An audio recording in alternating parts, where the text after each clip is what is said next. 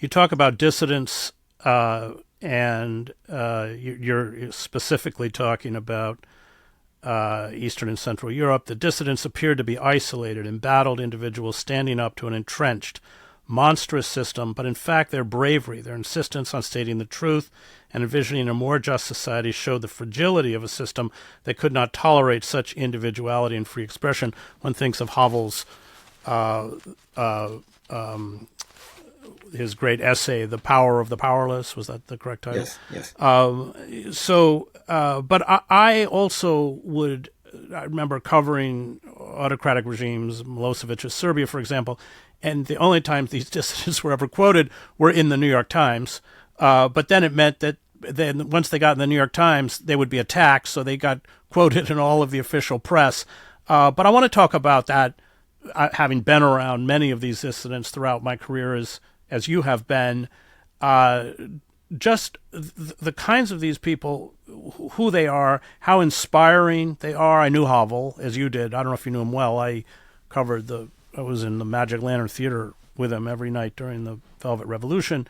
But let's talk a little bit about those dissidents, because they at once are, as you correctly point out, these solitary figures often, because very few people, it's almost suicidal to do what they do, standing up to this regime. But their own moral authority and their own courage gives them a kind of power in the face of that regime. Yeah, no, I mean, Chris, you're correct in this. And I think the reason is that, we tend to look at dictatorships as omnipotent, that they've got all the arms, they can do whatever they want. But in fact, dictatorships require, to a large degree, the acquiescence of people. If you're hanging on to power, simply by shooting people, everybody's going to be constantly plotting to get rid of you, and you could face the fate of Assad, for example, who everybody hated, and nobody stood up for him in the end, and he was quickly toppled. And so that's, every dictator's nightmare. And this is the power of the dissident, because the dissident, speaks to the choice, the freedom that each individual has, the ability to say no to the dictator. We want something better. And what dictators always worry about is that individual dissident or that small group of dissidents is going to spark a broad movement.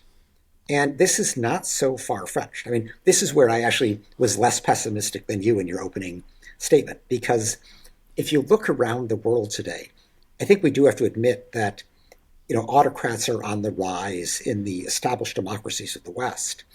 But if you look elsewhere, people have made very clear in huge numbers where they face autocracy that they don't want it.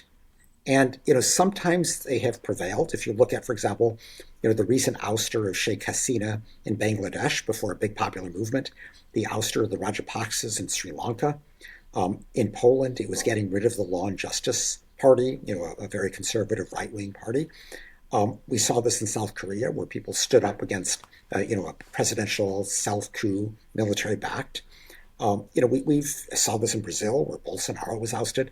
So in many cases where these autocratic leaders are in power, people don't want it. And even when the popular movement loses, say in Iran or Belarus or Russia, Uganda, the popular preference is clear, which is why these autocrats are running scared. It's why they hate the dissidents. It's why Putin basically had Navalny killed, because Navalny was the kind of charismatic leader that could spark, Putin's greatest fear, which is a color revolution.